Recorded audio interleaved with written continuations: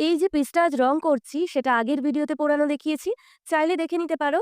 এই কালো রংটা কিন্তু পোড়ানোর পর এসেছে, আলাদা করে রং ব্যবহার করিনি। তবে এই সেটের ইয়াররিং আর ব্যাঙ্গেলগুলোতে কিন্তু কালো রং একটু জলে গুলে এক পরত করে দিয়ে নিয়েছিলাম। না দিলেও হতো, তবে কিছু টেক্সচারের মধ্যে ছাইয়ের একটা সাদা সাদা ভাব যাচ্ছিল না, তাই কালো রং দিয়ে দিয়েছি। আর তোমরা আমার বেশিরভাগ জুয়েলারিতে দেখবে বেসটা কালোই থাকে। কালো হলে টেক্সচারগুলো খুব ভালোভাবে হাইলাইট হয়। আর আমি জুয়েলারির রংগুলো করার জন্য অ্যাক্রিলিক কালার ব্যবহার করি, ফেবিক্রিল আর ক্যামেলের। এদিকে তো চারিদিকে রঙের ডালা নিয়ে বসন্তরা এসে ভিড় করেছে। জানি না তোমাদের হয় কিনা, কিন্তু এই সময় আমার মন ভীষণ ভালো থাকে। সব সময় যেন একটা খুশির মেজাজ। তার প্রথম কারণ তো হচ্ছে শীত চলে যাচ্ছে, আমার শীত একদম ভালো লাগে না, খুব কষ্ট হয়। আর দ্বিতীয় কারণ রঙিন বসন্তের আগমন।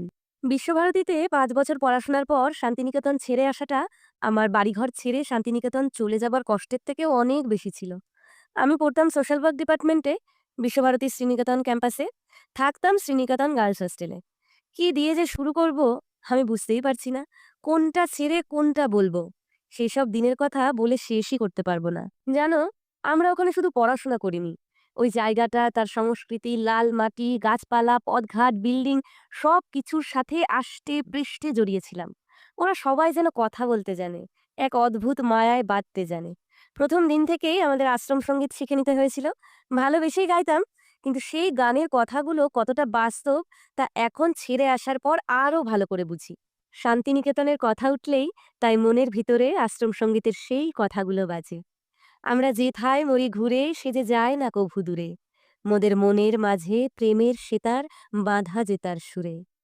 প্রাণের সঙ্গে প্রাণে সে যে মিলিয়েছে এক টানে, মোদের ভাইয়ের সঙ্গে ভাইকে সে যে করেছে এক মন।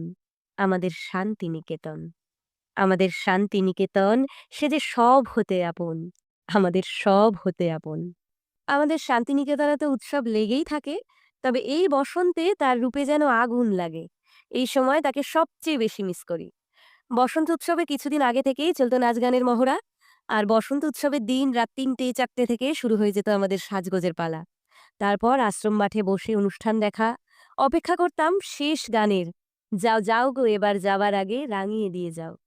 সেই গানেই সূচনা হতো পরিষ্কার মুখগুলো লাল, নীল, সবুজ, হলুদ আবিরে রাঙা হয়ে যাওয়ার।